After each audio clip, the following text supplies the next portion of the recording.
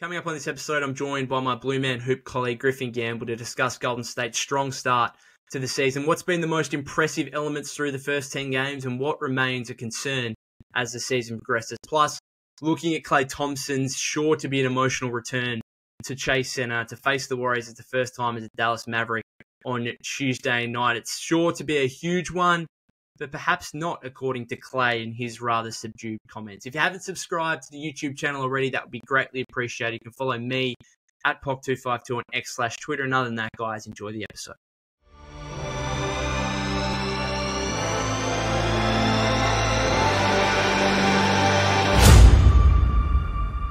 Welcome back to the podcast, Griffin. Great to have you back on. First of all, yesterday's game, the Warriors up 30 late in the third quarter. They fall to just a 6-point lead with just over 4 minutes to go on the back of a 31-7 run from the Thunder. How nervous were you getting watching that game?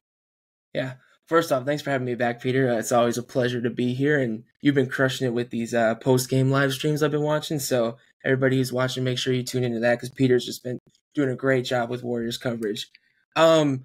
I hoped after the Houston game that would be kind of our only 30-point lead squandered this season, and we were able to salvage that. And I was like, thank God. But as it started to happen again last night, I was like, well, we're going to lose one of these eventually. You can't keep blowing 30-point leads. And Oklahoma City was rocking. That place was getting loud. I felt comfortable just because of the shots we were getting down the stretch. They were having a really hard time guarding us. They kept going zone and back to man. So I felt pretty comfortable, but as the refs sort of started to become whistle happy as well, I definitely was getting nervous. But thankfully, Steph, of course, bailed us out. But I think I'm done with the 30-point leads. Let's just keep it within 15 to 20, and then we'll coast.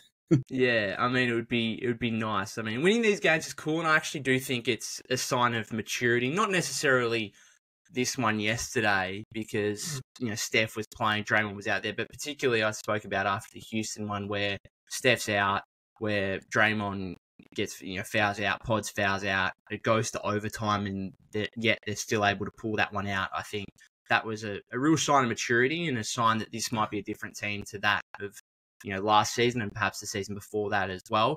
But yeah, again, I suppose a sign of maturity, the fact they were able to win that game and not let the momentum that was all on OKC's side, not let that result in a really disappointing loss and being able to pull that out and get back to a double-digit lead and, make it somewhat comfortable over the last minute or two rather than, in your last possession game or anything like that.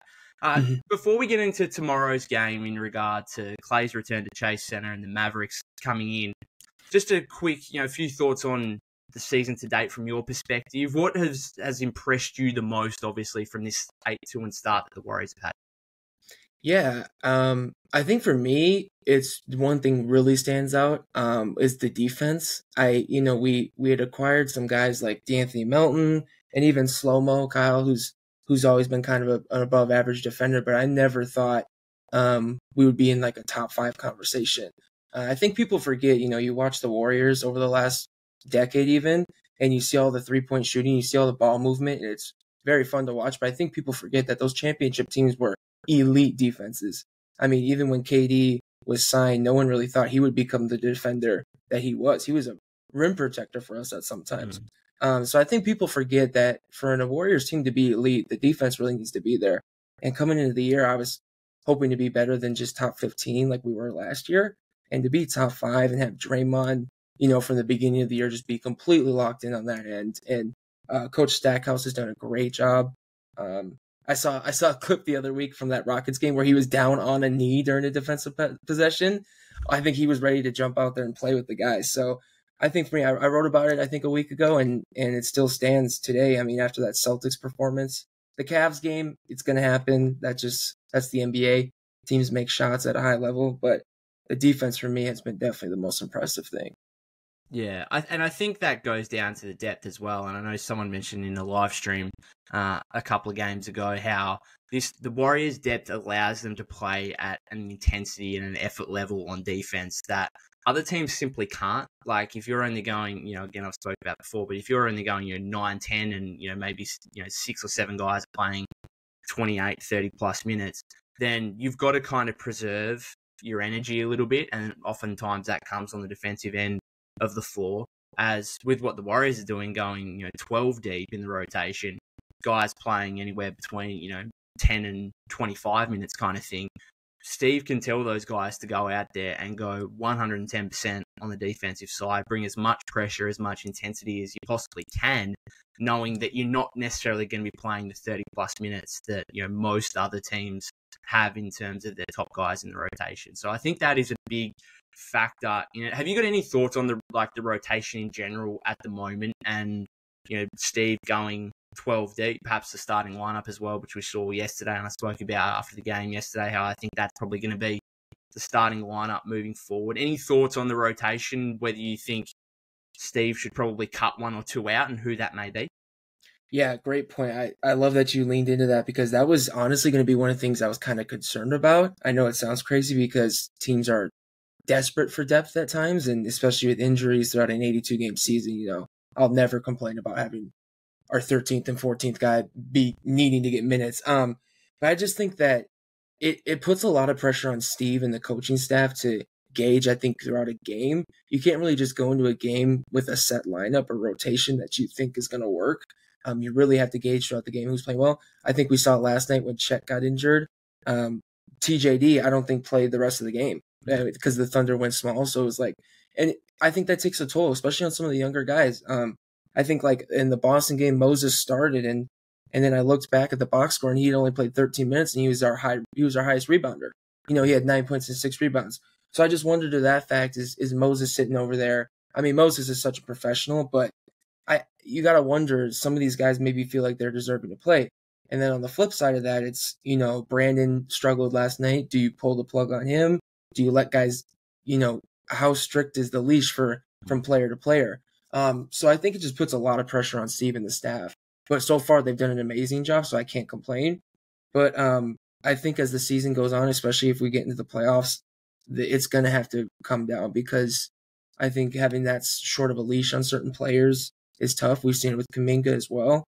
So I would like to see it. And then to your question about the starting unit, I was really worried about that throughout the first week. I think that was kind of contributing to Steph getting off to those slow starts, the lack of spacing and just opportunity for him. And when he gets off to a slow start, our entire offense gets off to a slow start, and it was really putting us in some holes. I think that Melton was a great change by Steve, and I think that going forward, like you said, he had 10 rebounds last night, 5 threes. I think he kind of solidified that, at least for a little bit, just for the spacing purposes. But yeah, I think the depth can be a little bit of a good and bad thing for us. I think the biggest watch, I think, is going to be when we start losing games, because right now, when you're 8-2, you're on fire. Really, you're playing really well. Yeah. Guys can't complain about not getting enough minutes, right? But when you start losing games, that's when it becomes a guy that's only played 10, 12 minutes could look around and think, hey, hang on, that guy played 25 minutes, didn't play overly well. If I'd had some of those minutes, the result of the game could have been different and we could have won that game. That's where it's going to be really interesting for me, and particularly because right now it looks like the vibes are immaculate. The vibes are fantastic. There's great chemistry throughout the team, but we can't forget that there are some individual agendas that will probably be going on here. I think Kuminga is the obvious one, clearly, because he's going to be a restricted free agent next offseason. What's his value going to be? If he's a bench player for the remainder of the season, what does that mean he gets as a restricted free agent? That's not just going to impact what the Warriors are willing to offer, but what other potential teams are going to be willing to offer as well, if they're looking at the Warriors and thinking, oh, okay, this guy's just a bench player for them, albeit he's playing really well at the moment. I've been really impressed with how he's responded to his demotion to the bench ahead of that 4th game. So how is that going to play out for him? But there's other guys as well, Melton, I think, just came into the starting lineup. Obviously, his role will probably be a bit more solidified, but you got to remember he, signed a 1-year deal on the mid-level exception at $12.8 million. He's looking to get paid again next off season. You got Moses, who's got his money now, but he will still want to play. And as you said, like he's gone from and this just goes down to the Warriors' depth. He's gone from a starter to an end of the rotation guy who he played 10 minutes yesterday. Right? And, a guy like GP2 can be a starter some nights as well and play, 10 minutes the next night and not be much of a factor. You got GP2, who's going to be a free agent next offseason. He's going to want more than the minimum, you'd imagine, but in order to do that, then he's going to have to play. Kevon Looney's going to be a free agent next offseason. He's going to want another, these guys are, 29, 30 years old. They're looking for another reasonable payday again. For those two guys specifically, I think I would have gone into the season thinking they're probably just minimum contract guys next offseason, but the way they've played would suggest that they might be more than that, and they should think to themselves that they're more than that. You got young guys like Pods, who I spoke about after the game yesterday. Like, you can afford to not rest him, but you can afford to bench him if he's not playing overly well. Like, he only played 15 minutes yesterday. There's enough ball handling in Steph, Melton, Kyle Anderson, Draymond there to kind of sit Pods if you need to. But again, he's a second-year player, young player. He would have come into this season. There was plenty of chatter last offseason that, hey, this guy's looking to develop into being a star player. He's got the hands on Clay's vacated starting two-guard spot, and we have not seen that at all. Like, Pods, aside from the 3 games that Steph missed. I think it was 3 games, wasn't it? The 3 games that Steph missed, like, aside from that, Pods hasn't started next to Steph in the backcourt, which we all thought was a genuine possibility heading into training camp and preseason, albeit I'm happy that Melton's now starting. I think that gives the Warriors the best combination of offense and defense. And frankly, I don't think there's a reason for that starting lineup to change unless there is quite a drastic change to the opponent, like we saw yesterday where Chet goes down. If the opponent doesn't have like a genuine center or a center that you think's really going to hurt you, then you can truck Draymond to the 5, bring someone else in, whether it's, Kuminga, probably most likely, maybe it's Moody for more shooting, I don't know, something like that. But otherwise, I think the starting lineup they've got now is the best combination of offense and defense, and I don't see a reason for that to change. The other thing I was going to ask you as well is just in regard to the center spot right now, because that is my one concern. As much as I think that should be the starting lineup going forward with Trace at the 5, he hasn't been great to me over the last couple of games whatsoever. And you've got him and you've got Loon. Quentin Post made his G League debut, obviously, over the weekend. Had a really good first game, 25 points, 15 rebounds. Not as efficient in the second game against the Valley Suns. No real other options around there aside from going small with Draymond or Slow-Mo. I continue to be, and it goes again to your point that you made at the start in terms of the Warriors prioritizing wanting to be an elite defensive team. It continues to stagger me to some degree that the Warriors have had as much success as they've had. And they've, got off to an 8-2 start this season as well. It continues to stagger me that they have so much success while never really having like an offensive-minded big man next to Draymond, with Draymond's limitations in terms of spacing the floor. Like, they've just never really had one. And I spoke about it again a couple episodes ago, but like, Boogie was there for a season. He was obviously coming off the torn Achilles, not quite himself. Aside from that, all their like offensive-minded guys have been bench players like David West. They tried Saric and JaMychal Green. Otto Porter wasn't really a big. He was more of a 4 that allowed Draymond to play as a small ball 5. It just, like Maurice Spates going back, back in the day was a bench guy. Like, they've never had a genuine starting caliber center who you can say, yeah, you're going to play 25, 30 minutes a night and you can space the floor for us, or you can be a guy that can genuinely score, 15 to 20 points. They're just always going with these defensive-minded guys, which has worked for them. I understand that. But do you think that needs to change? Is my roundabout way to get to this question. Do you think that needs to change in the terms of getting a guy next to Draymond who can provide you with size, but also with a little bit more offensive skill and versatility than what Trace and Loon does? Yeah, great question. It is funny when you really think about it, how we've just kind of had like a rotating thing of centers, of like very average centers, and still have had so much success for the past years. Like Zaza was a starter on like one of the greatest teams ever Yeah. assembled, and JaVale and Damian Jones and Michael McAdoo. So it's just funny that you mentioned that when you really think about it. We've really been just undersized and undervalued at the center position. So to answer your question, I would say yes, just on the fact that, like you said, Trace has had a really tough start to the year. I think a lot of people were excited after how he finished the year, but really just hasn't really done anything spectacular for us. You know, he's not an exceptional rebounder. He really just kind of sits in the dunker spot. He's good at rolling to the rim, but there's a lot left to be desired, I would say.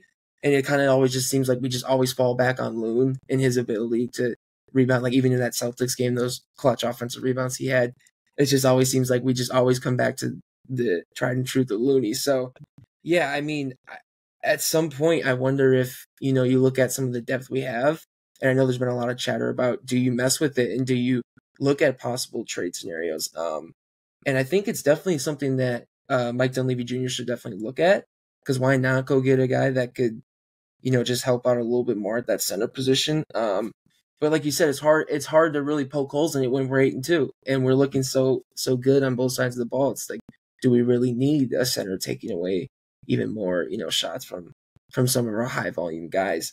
I guess that doesn't really give you a great answer, but I would just say, yeah, why not explore the opportunity? But if nothing comes out of that, and I don't want to force a way into like a center that just kind of messes with the flow of what we have going on.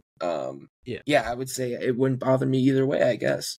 Yeah, and I think it's interesting, like, if that guy was, I think you could talk yourself into it more if that guy was like a star player, like Markkanen during the offseason, Yeah. because then you can double it as, okay, this is a guy that gives us the floor space in the offense from the 4-5 position, but is also just like a genuine second star, second scorer next to Steph. Aside from, like, if you're going for a guy like, I don't know, look at the Bucks guys, Bobby Portis, who I read this morning is, you know, potentially on the trade market, Brook Lopez, you know, guys like that, guys like Jonas Valanciunas. Okay, well, if you brought one of those guys in, I think Steve would probably still see his best lineup is without without those guys on the floor. Would be like still Draymond as a small ball 5 to close games. And therefore, if you're bringing a guy who you don't see as a guy that's likely to close games for you, then you're not going to be necessarily willing to give up too much in the way of assets. Mm-hmm. And then you've obviously got the salary matching like stuff as well. Like, who are you like giving up right now to get one of those players? It's like, I think that's why like, Lopez is completely out of the question because he makes $23 million, and you're just not giving up 3 of your depth pieces. Like, you're not giving up GP2, Looney, and like Kyle Anderson for Brook Lopez. I'm just that doesn't help you in any way. I don't think. Like, I know he spaces the floor, but I just don't think that's gives you any kind of upgrade.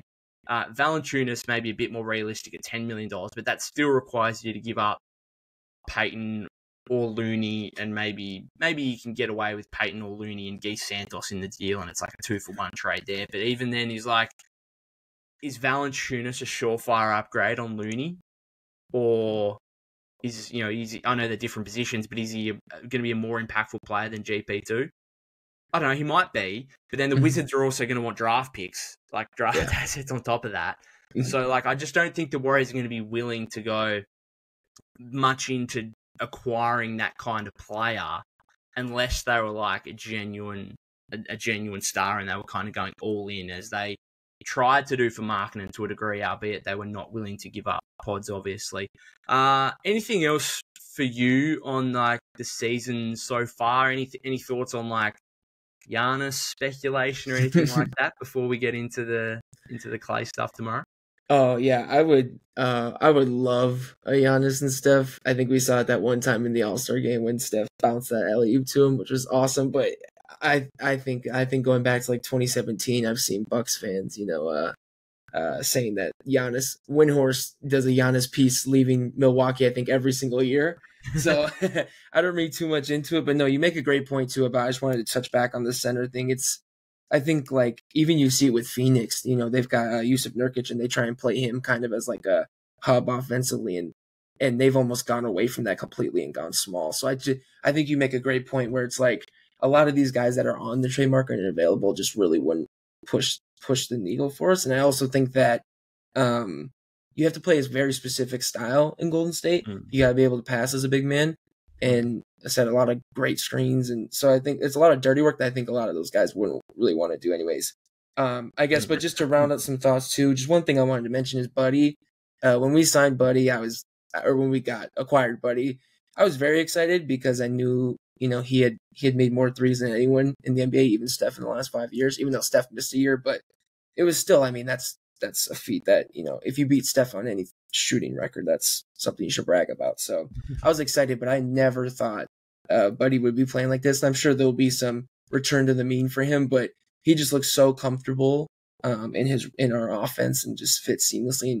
And you can see the games where he doesn't play well, we've lost, and when he's scoring well, we just look like a dominant team almost. So just really happy for him too. He seems like such a good guy. They've talked about how he's kind of brought the locker room together, and he's kind of a goofy guy in the locker room. So I'm just really happy for him and really happy to see him thriving. Yeah, he's been spectacular. I do want to.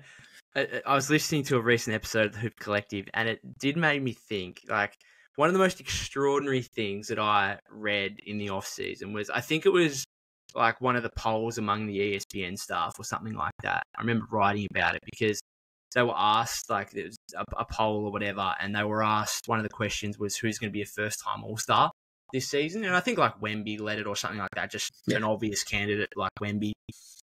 And then one person voted for Buddy Hield. And I was just like, what? Like, he's 31. He's going to be in a bench role. I'm not even sure how many minutes he's going to get. And you're saying he's going to be an all-star? Yeah. And then they brought it up on the Hoop Collective episode yesterday, and they were talking about how good Buddy's playing and Six-Man of the Year candidate, which he'd have to be. I think him and Peyton Pritchard might be the two favourites at the moment. But then one of them, I don't know if it was Tim Bontemps, one of them brought up, potentially looking like, it might have been Windhorst, can't remember. Anyway, one of them brought up the potential of Buddy being an all-star, which I still don't think, like, that's not going to happen. Yeah. But the fact that it's even been mentioned 10 games into the season, and it got me wondering, it's like, okay, well, one of those guys, the one that, like, voted Buddy as, a potential first-time all-star, is a 31-year-old in his 9th season on a new team where he's not going to be in a starting role. I just thought it was one of the most ridiculous, like, when I read it during the offseason, I was like, that is one of the most ridiculous takes I've ever read in my life. And yet, 10 games into the season, it's not looking so ridiculous. I still think it's 1,000 to 1 to happen, and it won't. Yeah. But, it's not as ridiculous as what it seems. And if that person was just trying to get out there that, hey, Buddy Hield's really going to be good for Golden State and better than most people expect, then he or she has certainly been proven correct through the first 10 games. So that was quite unbelievable. Anyway, let's move ahead to tomorrow's emotional countdown, I suppose, here to Clay's return to Chase Center to face the Warriors. Have you got any initial thoughts on this before I go? Because I've got a little bit of a few minute monologue that I'll probably delve into. So I'll let you go first. Yeah. At first, I was very, I guess, excited would be the word I would say. Just because it seems like everything's kind of working out for both parties, which is awesome. Because for me personally, like, when you love a player so much, like, I loved Clay and having him on the team. Even if he goes somewhere else, I was never going to be that fan that, wanted to see him do poorly or not perform on Dallas. Clearly, it was just time for a mutual split, and that's exactly what happened. And it seems like it's working great for both teams, right? So for me, I was just happy for Clay to start the year, and was excited to kind of see him get his tribute and see how much we appreciate him as fans. But then last night, or I think it was last night, he had that quote where he said, it's just another regular season game in November. And it kind of rubbed me a little bit the wrong way. I know Clay's not, a very emotional guy, so I shouldn't expect much from him in that regard. But it really isn't another regular season game. Because first of all, it's an in-season tournament matchup. So that's already right. Is that correct? Yeah, I'm pretty sure. Yeah, so it's the first in-season tournament game. So that alone is super important. You want to compete for that, even though it's new, but we want to compete for that. So for him to say that, I was just like, it's really not another regular season game in November. Maybe he's just saying that to not psych himself up. But no, I am still very excited for the video tribute. I'm sure it'll be very emotional and for what he's done, for our organization. So I'm excited for that. But yeah, those comments, I was like, okay, it is. I think he's trying to not seem too amped up for it, personally. Yeah, like I can understand him wanting to just look at the present and look at the future, and perhaps it's just, a veteran player forging, a new path with a new team and trying to build success there. But I agree. I think as fans, I think most of us would be a little bit disappointed that he didn't give a greater nod to the history. And saying that it's another regular season game, it just won't be. It's just not. You don't have a whole 18,000 seat stadium focusing on you and celebrating you every game. Like, he's going to have this once in his career. It is not just another regular season game. So for him to say that, I just think it's disappointing. I understand. I think it kind of sums up Clay to a degree, where he often in media availabilities, he's often a bit nonchalant, comes across like he doesn't really care a whole lot. And then, quietly he's going to just go out there and, absolutely kill opponents with his, 3-point shooting and stuff like that, and be an absolute killer competitor on the floor. And then, as I said, in media, he's a little bit, calm and nonchalant. But yeah, I just think he should have given greater. He should have been more impassioned and given a greater response, a greater nod to the history and what he built at the franchise as one of the best players this franchise has ever seen. And it wasn't even just that clip, which I'm sure most people have seen from one of the, I think, Mavericks beat writers posted it after their game yesterday where they lost the Nuggets, where, Clay was, again, very mild-mannered in his response, basically saying, I'm looking forward to just getting the win, basically, and focusing on the Mavericks and trying to win the game rather than the Warriors and the history that he has there. And again, seeing it as just another regular season game. But it was also like, I read Anscape, Mark J. Spears of Anscape, his feature on Clay's return earlier. And there's a few things in there as well. But I'm just like, what are we talking about here? Like, I think the most, like, one of the disappointing things was like, okay, he said, the only thing I miss about the Bay is the water. Okay, that's fair enough. Like, you're not going to say you miss your old team when you're now on a new team. Okay, I understand that. But I think the most disappointing element was when he was asked about, like, Steph and Clay. And, like, I think as fans, we would like to think those guys, whatever the relationship is between Clay and the organization, and perhaps there's still some friction there in the way it ended last season, the way he exited, what the offer potentially was from the Warriors, all the stuff that went on last season in terms of the contract situation. Regardless of what that is, you would still like to think as fans that, like, Clay, Steph, and Draymond, one of the most legendary trios in NBA history, would still have a really strong, good relationship. And he was asked about whether he's been in touch with those guys, and he said, not really, I'm locked in, I'll see them when I see them, that's it. Like, that was his quote. He said, I'll see them when I see them, that's it. And not really, I've been locked in here, kind of thing. And I was just like, that's just disappointing, because the last thing I wanted is, again, you can have friction with ownership in the front office, and you can think that they didn't necessarily prioritize you and all that stuff. That's fine. Yeah. Okay. Hopefully that gets mended in time. I don't think the relationship between Clay and the franchise really matters right now. It's probably more so when his career's ended and you're talking about his, jersey getting retired and, statue going up and all that stuff. That's when it's going to matter. But there's no reason for his relationship with Steph and Draymond to be, I'm not saying it's deteriorated. I'm not saying it's still not a good relationship. But the fact that he's openly said, I'm not in touch with him, I'll see him when I see him, that's it. Like, again, just give a greater nod to what you guys did together as teammates and the success that you brought the franchise. I just thought that was really disappointing. And so, yeah, I'm disappointed overall with his response and his subdued nature to this game, because I would have liked him. You can do it, like, I think you can find a balance between, he clearly doesn't want to sound like he's, overly sad or regretful that he left the Warriors. Because as you said, I think it's been a great move for both teams.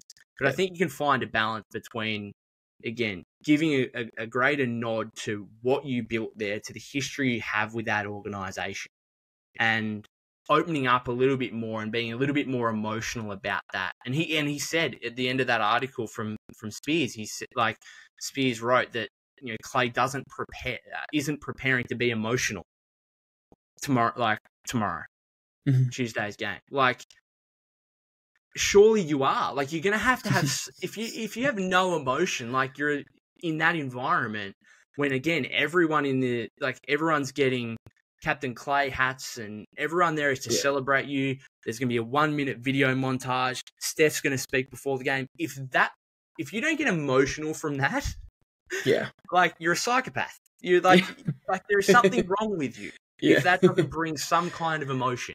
And so I'm still pretty confident that we're going to see some emotion from Klay and that it's going to be a great night, and that what he's saying in the lead up here is just media talk and, him just, again, rightly, I suppose, and understandably to the media, focusing on the Mavericks and his new team rather than looking back, right? But again, I think you can, it's worth delving into looking back a little bit. I'm not saying you have to come out and sound like it's a disaster that you left and that you regret it and everything like that. I'm just saying, just be aware of what you mean to the franchise, what you mean to fans, and embrace that a little bit, right? Rather than what he's done here, which is a little bit disappointing.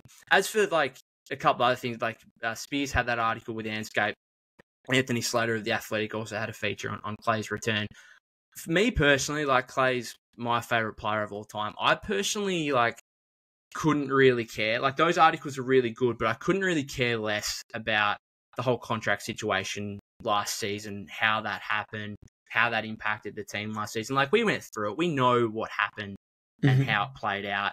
I don't really need, like, it's really interesting. I understand it's really interesting that, like, you hear about, and I wasn't necessarily, I'm sure a lot of fans weren't necessarily aware that when Klay popped his Achilles, it came after, like, he went away from the team for his ACL recovery. And so he was away from Rick Celebrini. He was doing his own thing. Slater reported that he was like 10 pounds above his playing weight when he actually popped his Achilles. And that was like an unsanctioned game that the Warriors didn't even know about. And so there's a little bit of controversy there in terms of his injury recovery. But again, like, that's an interesting tidbit, absolutely. But I don't particularly care. Like, I think it's all in the past now, and I just want to embrace Klay's positive history with the Warriors. I don't want to rewrite history completely and completely disregard, like, the negative things in terms of the injuries and last year's, free agency and how he left and whatever else. But I think at some point you can also be like, hang on a second, let's just put the negatives to one side. Let's just remember this guy for all the great things he did for the organization, which was, like, the majority of this stuff was overwhelmingly positive. Flipped the franchise on its head for the better, brought success to the franchise that it had never seen before in the way of, 4 championships in a decade. I think, like, you can also, like, celebrate the injuries to a degree in terms of when he came back out after tearing his ACL and had those free throws in Game 6 of the 2019 finals. That is one of the most, like, hair-raising moments in history for me. Like, that was, like, ridiculous, and that's without being there. Like, imagine being at Oracle Arena in that moment. Like, that would have been unbelievable and a moment you remember for the rest of your life. When he comes back from injury, and the fact that obviously it was January 9, 2022, or whatever, that was a huge moment. And then just the fact that he was able to play the most minutes on the team in the playoffs on a championship team, like, just months later. We can celebrate that.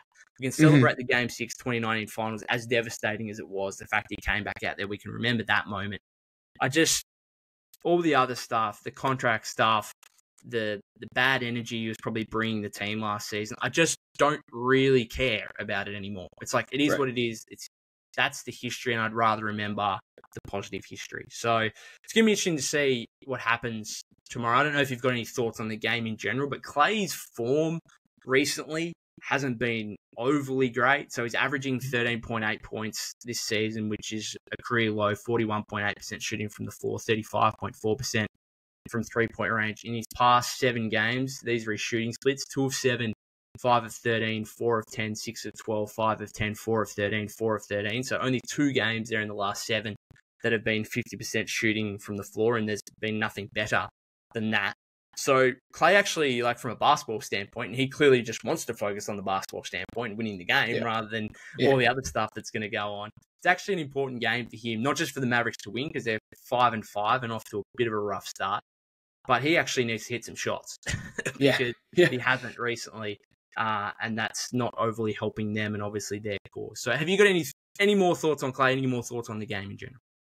No, I think you said it perfectly. I think that Klay, again, has never really been one as to really look into media and stuff like that. So I wonder, I can't remember like exact quotes, but I'll just briefly mention it. But I think there were some quotes from even like Draymond where it was like, when we get on the floor, it's going to be a war. And I think even Steph said that. But like as Klay, you got to expect that, right? Like they're not going to be all buddy. But like you said, I think Klay is sometimes even underappreciated when it comes to the championships. I think that he was such an Iron Man for us, and his defensive impact, I wasn't there the last couple of years, but like you said, I hope tomorrow, I think we'll see a lot more emotion and more of a celebration for Klay. And then even after the game, maybe he'll change his tune a little bit.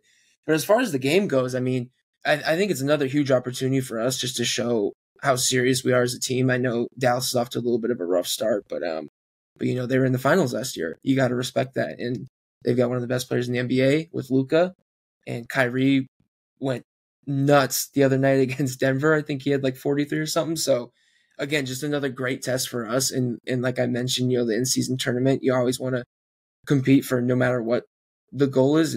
I know it's just a new thing, but you always want to compete. Do you care about it? Yeah. Yeah. Okay.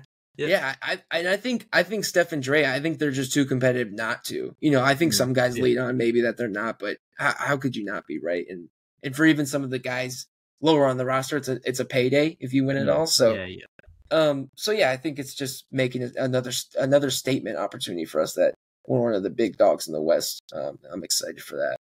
Yeah, I think it's actually, I would go with that storyline of, I feel like winning this game would be more important for, again, making a statement about the legitimacy of this team rather than, like, if we win this game, I'll be looking at that rather than being like, yes, we won an NBA Cup game. Fantastic. Like, I don't know. Like, you might be different. Other fans might be different. I still haven't really bought into it. Like, if we get to Vegas to the semifinals, the final, win it, I'll be like, yeah, cool. But we saw the Lakers win it last season, then they did absolutely nothing from there on, really, and lost in the first round of the playoffs fairly comfortably. And so, like, what does it actually mean in the grand scheme of things? I think they need to make it, like, and I spoke a little bit about this during the offseason, but I think they need to change the incentives for it a little bit more. Now, I don't exactly know how you do that, but make it a little bit more, like, I know there's been ideas of, okay, we'll give the winner a guaranteed playoff spot. Now, how that would work in terms of the logistics of it might be difficult, but like, I don't hate that idea if you could work a way around it. Right now, it's obviously just the financial aspects and the idea of lifting a trophy at the end, and I do agree with you that guys like Steph, Draymond, the best players in the league, they're all that competitive that you put anything in front of them and say you've got a chance to win this, doesn't matter what it is. They're probably going to go all out to try and win it. So I do understand that. But like the prize money thing is, guys towards the end of the roster, that's going to benefit them. But, a lot of these guys, if you're making, $10+ million, it's like, okay, what's $500,000? I think some of the young guys, like G Santos, Lindy Waters III, Pods, TJD, these guys, like $500,000, that's going to be really helpful. But the Warriors have a lot of veteran players as well. Like, even a guy like Kyle Anderson's made, tens of millions of dollars throughout his NBA career. It's like, okay, what's $500,000? Really? Melton is another one. Like, he's going to make tens of millions of dollars in his career. Buddy Hield, all this. It's like, okay, what's $500,000 actually do to me? Even Moses now. Moses has got $40 million coming in 3 years after this. Like, okay, cool. What's $500,000 to me? I think they do need to change the the incentive of it a little bit. Other than that, I find it really interesting. Last point here, the Mavericks right now. There's some nice symmetry going on. They're 10th in offensive rating, 10th in defensive rating, and 10th in net rating across the league. There's some nice symmetry there. I'm actually surprised. Like, I think we would have thought that their offense would be better in terms of, Clay coming in and just the power that gives them with Luka and Kyrie, obviously. And I think most of us thought, a lot of us thought this could be the best offense in the league, and if not the best, certainly top 5 or 6. Only 10th right now. Again, maybe that's down to Clay not hitting some shots and some others. I think Luka's battling a bit of an injury at the moment. But anyway, and then their defense is probably better than I expected, given again Luka, Kyrie, Clay does bring some defensive concerns, and it'd be interesting to see how the Warriors defense can match up to the threat of the Mavericks offense, and then how the defense of Dallas can hold up as well, because we saw yesterday Thunder, best defense in the league. Once Chet went out, they had no answers for the Warriors. And again, they were playing plenty of zone, as you said, trying to double Steph, but then that left other guys open, and the Warriors were cashing in, particularly in that third quarter. So it's an ongoing, watch to see how the Warrior defense, which we think is going to be elite, how that marries up to opposing offenses, and then, going the other way as well in terms of the Warrior offense and Steph and just the sheer threat that he provides. So certainly going to be a fascinating game. Anything from you? Anything on the horizon, personally or anything like that over the coming weeks before Christmas? No, and too, I wanted to mention when you brought up the NBA Cup, maybe it's just my bias. I just don't want the Lakers to win again. I think maybe that's contributing to it. I don't want to see the Lakers win it again, so that's why I'm excited. No, just enjoying the sports seasons that have all, kicked back up, college basketball as well. And so just enjoying that, enjoying the holidays and this freezing cold weather of Minnesota. It's that's disappointing. It's beautiful here. We're coming into summer in Australia. It's going to be fantastic. I live in a colder part, but it's still getting to, once summer fully kicks in, it'll probably get to, I don't even know what 30 degrees Celsius is in Fahrenheit. I don't even know the translation there between the two. But other than that, thank you very much, Griffin, for joining. And I'm hopeful that we can have you on later in the season and that the Warriors' strong start continues. Yeah, I would love to. Thanks again for having me. And yeah, go Warriors.